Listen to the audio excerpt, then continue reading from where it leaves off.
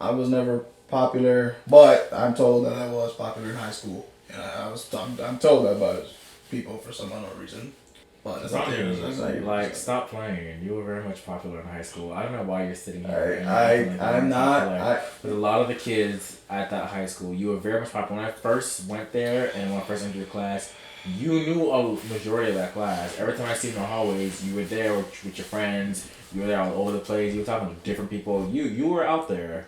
So I don't know. You sit up here in my face every time we talk about this, and you always want to act like you don't know what I'm talking about. You make it seem like I'm crazy. You sound like Westbird and Courtney. You sound because they're like right. We're all right. Like you sound just you like were them. popular. You knew a lot of people. Okay. Elementary and middle school, I was not popular. Okay, but we're talking about high school though. No, well, I'm explaining my story. I'm talking about elementary and middle school, so you can sit back and you get your story. We were there in your story, so we're gonna tell you.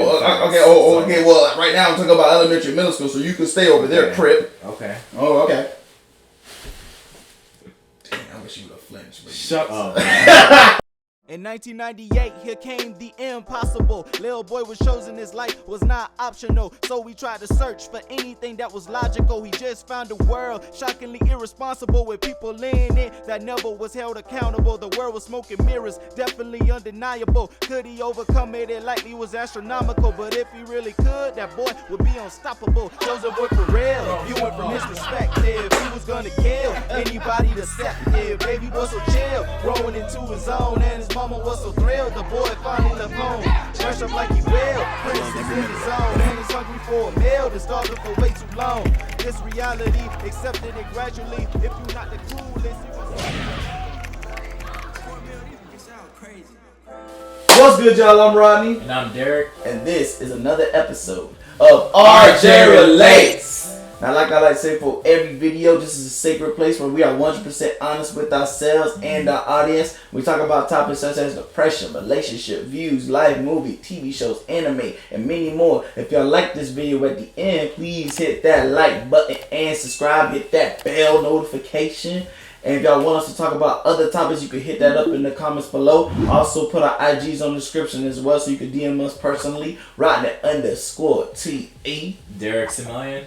Now, having said everything, let's jump into today's topic. Today, we're going to be talking about a little bit of depression, where we all struggle with suicidal thoughts. Now, personally, I have struggled with suicidal thoughts. Back then, in my junior year of high school, I didn't want to kill myself, but I was just very depressed. Well, let me not say I didn't want to kill myself. I was very depressed because of all the stuff I was going through with not being with my ex and having to take the SATs and then getting diagnosed with type 1 diabetes. That was very, very hard for me, and I didn't know I didn't know I had diabetes. So when it was happening, you know, I was low-key slowly dying because it's affecting me. It's affecting my overall health, and I probably had for like a whole 2 months without realizing it. And I was losing tons of weight. I lost like 40 pounds, and by the time when I finally got to the doctor, the doctor was saying, I was very close to like dying because my blood sugar was super high. I was very close. Like if I would have kept going at it any longer without knowing, I would have went into a diabetical coma. Yeah. And at that time, when he was telling me that, like through like all the stuff I was going through, I was like, man, I wish it happened. Like I was at that time saying like I wish it happened. Like I wish I did go into diabetic coma and just died. Just wasn't here. Because like all the stuff I was just dealing with, like, you know, I really loved my ex when I was with. I had my issues, we had our issues, and I don't know, I guess when we broke up, when it broke up and she ended up being with somebody else, it was just, you know, when it happened, it just was so hard for me. She was like the first real person for me personally that I felt like I could be my complete 100% self with, and I lost that person. So for me, that was very heartbreaking for me. That was hard for me, and that was such a struggle. And then with SATs, like I was so pressured because I had to pass and I wanted to get into a good college, and I was always never really smart like that or good in school like that. You're smart. So like, but you're smart though. Me, so you think so, man? I know so. He's very smart, guys. I remember he's smart. The SATs, honestly, I remember taking them. They were no joke. I'll tell you that. It was really hard, and like I already knew I was struggling in school, so I was like, man, I gotta pass this. I even had tutoring for me that helped me get prepared for the SATs, and I was trying to do good with that, and I was like, man, like, what if I don't do good? I'm not getting into a good college, man. And, you know, all my friends were, like, basically really smart, and I knew they were going to get into a good college. I knew it. So I was like, man, I can't be the only one that doesn't get into a good college. So I tried to do my best on that, and it was still hard for me, and I ended up not doing that well on my SATs. Mm-hmm. And after that, then I get diagnosed with the diabetes, and it was like, oh my goodness. Like, you were just getting hit with a lot of things at once. Yeah. Period, right? When I talked to some one of the other videos with Westbrook, shout out to Westbrook, off Inner Critic, I was saying, like, he was saying, like, how I was going through a mental and physical battle. And that's true, I was. I was going through, you know, mental and physical battle. And for me, it was just like, yo, like, what's the freaking point? Like, everything is just hitting me at once. Like, what's going on? And then in my senior year of high school, I was, like, in denial about my diabetes. And it was kind of just like, I just didn't feel happy. It's like, why am I here? Like, what's the freaking point? Just nothing is really, like, nothing, like, there's nothing that's exciting me about my life. Like, nothing. And it's just, for me, I just wanted to, like, what is the freaking point? And then, you know, I constantly get, like, criticized and insulted by, like, my mom. And that was really hard for me as well. And that's been happening to me since I was a kid. And it just all bottled up, and it was just like, yo, like, and that made me have low self-esteem. So, you know, I just felt like, you know, I had my friends, just felt like everybody was just doing better than me, and, like, I'm not doing anything. And I just felt like everybody was better than me, and I had no confidence, and I was just like, yo, like, what's the freaking point? I feel like I wasted all these years of my life. Like, I don't think I could really go on and do something. I don't really think I'm just like, what am I doing? Like, I don't really got the brains. I ain't gonna be no architect. I ain't gonna be like nothing fancy or nothing like that. So I'm not no good at cars or engineer. Like, I don't. What do I have? Like, what's my future gonna be like? I don't. You know what I mean? And then I wasn't even with my girlfriend by like the middle of our senior year. So it was like, yo, what do I have? And for me, it was just like, the one thing I did have was music, and I think music is what really saved me. Music has just always been something for me that's been my place to go to whenever I had, like, any type of thoughts of depression or suicidal thoughts. It came to me. It's always been something to look at, something to feel. Like, having those feelings always kept me afloat, always kept telling me to keep going. And whenever I had those, like, thoughts, I always listen to music. Like, he always said, like, whenever I listen to, like, music like that, he doesn't think that, like, it's not good. Like, listening to, like, if you're depressed and you listen to depressed music, like, he doesn't think that helps. But personally, for me, that does help me, because it makes me feel like I'm not alone. It makes me resonate, like, dang, I'm not the only one dealing with suicidal thoughts. I'm not the only one being sad. I'm not the only one dealing with a broken heart. You know, I'm not the only one dealing with a traumatic experience. So for me personally, that made me feel better. That made me feel like, yo, there's this hope. And since I rap, I express that in my lyrics, I express that in my music, and for me, that helped me. That started to decrease my suicidal thoughts. That's finally started to decrease for me. I also feel like I do still struggle with it a little bit. Sometimes I feel like when I was growing up, I always just felt a little empty. It just felt empty, like. Yeah, you were just missing something. Yeah, like, just missing. I was always looking for a purpose. I was always looking for a purpose for myself. Always trying to find something like, I'm here for this. Like, what am I here for? I'm here for this. And I never could find this. It's okay, though, like, for you to really know that your purpose and you just didn't know what it was. Again, everyone is on their own journey. And this is for all the, you know, the younger kids too at that age, and, you know, who, especially, and even now, who don't really know what your purpose is. You, as long as you know you do have a purpose, yeah, your time's gonna come when you guys will come across it. So don't, you know, rush yourself, don't punch yourself just because you see everyone else, you know, doing their own thing.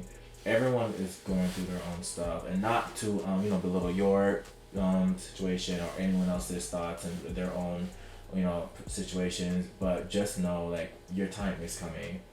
You know, it's going to come. You just have to be patient with yourself. Yeah. You know, take care of yourself. Like, really just know your time is coming, and you're gonna know what your purpose is. So that's it. That's all, you know. And if I knew that, like, back then, if we were closer, Cause I know we knew each other, but I think I was fairly new to that school, so I was still trying to figure out. That was your what first year there? No, I would have been there for you. But Yeah. I would have told you, listen, it's gonna be okay. Like, Yeah. just take your time, just take it easy. Like, you know, you got this. It's everything is step by step.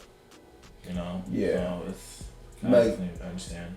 I just always, and I think just as a kid, I just always had like a lot of thoughts of just thinking like, yo, what am I here for? Like, I just don't think I have anything. Like, I like since I was insulted a lot in middle school, elementary, I always just would have these negative thoughts in my head, and I always used to be like, okay, if I'm not, and I didn't really have like that. I didn't really have friends like that in middle school and elementary. Like, I had some who were really good friends, but like other than that, there were times where like, I don't know, maybe because I just wanted to be popular in elementary and middle school, and since I felt like a lot of people didn't like me personally. I felt like elementary, middle school, I felt like a lot of people didn't like me. I felt like they just kind of put up with me. That always made me feel just like, damn, like I'm like a lame, or like, and I also used to be told I was a lame as well.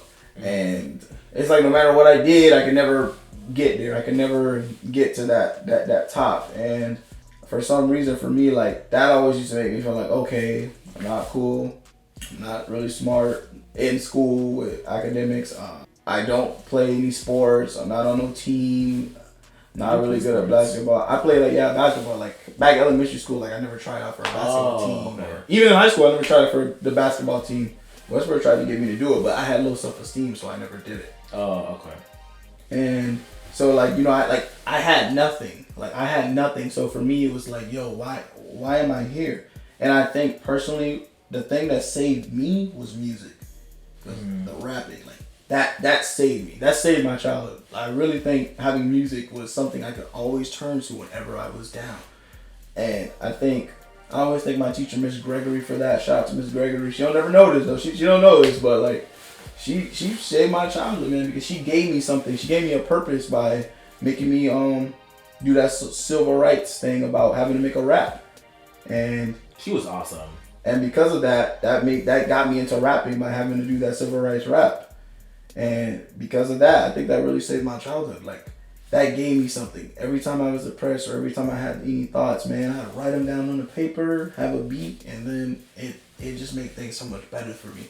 So I think when I struggle with suicidal thoughts, I think I turned to something that really that I enjoyed, that made me happy. Mm-hmm. Music is what I enjoy and what makes me happy. It made me feel, it filled that empty void that I had as a kid. Yeah. It filled that empty void. Did it make me completely better? No. Obviously still dealt with a lot of depressive stuff, of course. But it kept me afloat. And it's like what you said, like how your time will come and your time you will find your true purpose in life and what's going to keep you afloat and what's going to keep you, and what you're going to find that purpose that's going to make you fully happy. And I think you just have to find something you love at the moment. Like whatever you do, if you have a talent in something, make that talent, work on that talent, perfect that talent. Mm. Or if you do something, or you have something that you do that you love, continue to do that. Whatever you have that you love to do, continue to do that. And like he said, like eventually your time's gonna come where you find your true purpose, your true calling, where you can find that empty void you may have, or you'll be able to get rid of those, those suicidal thoughts, because you may not think so, but I know there are people in your life that truly, fully care about you. And obviously, it's all about how you feel, because personally, I do think, like, yes, you got people in your life that could worry about you, but again, you got to care about yourself. Because at the end of the day, it's all about you, because you're the one going through those things. You're the one feeling the way you're feeling. People can feel sad for you all they want, but again, it's about you, because you're the one going through the struggles. So if you're going through the struggles, you just got to find what makes you happy. And if you can't find what makes you happy, what I know, there's just got to be something you love doing. And whatever you love doing, you do it. If it's something you love doing that's positive, keep doing it. Not something you love doing that's negative or toxic. That's no. Something you love doing that is positive, that is naturally positive.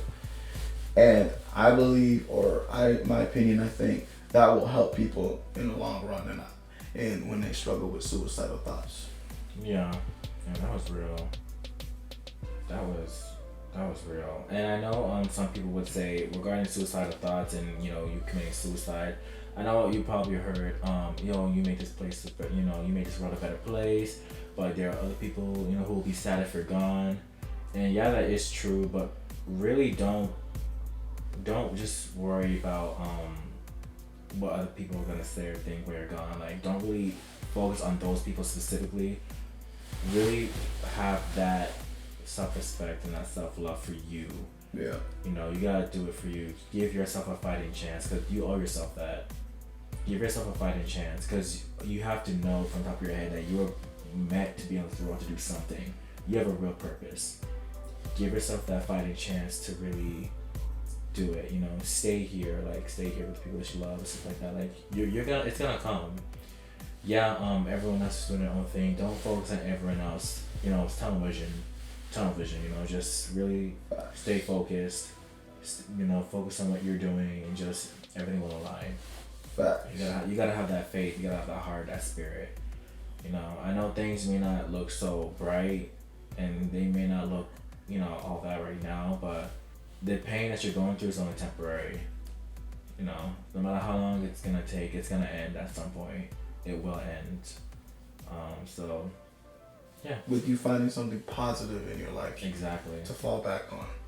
Even if you feel like you gotta keep your head up, Tupac Shakur. 100. Yeah. But if y'all like this video, please hit that like button and subscribe. If y'all want us to talk about other topics, you can hit that up in the comments below. Also reach us on the IGs. I'll put that in the description as well. Rodney_TA. Derek Simillion. And having said everything, we'll catch y'all next time on RJ Relates. You were a little slow. I kind of was. I'm gonna admit this time, I low-key was. Yeah. It's good to admit your faults, Crip. It's good to admit your faults. Today. Don't call me my name, but alright. Crip! Too long. That shit is too long. It needs to end. Listen, it's long, but the payoff is worth it, especially now that Where's the payoff? Listen, It's we are still in- going. Right. Let's pick them the brown shirts. Put No, some it's football too late. on. It's too late.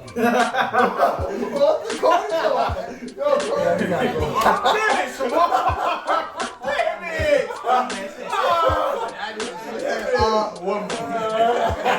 No, it's a recurring role. No, I understand that, but I think they just said recurring. It's a recurring role. That's when I really knew she was the one for me, because she hit her head and she didn't go back inside the house.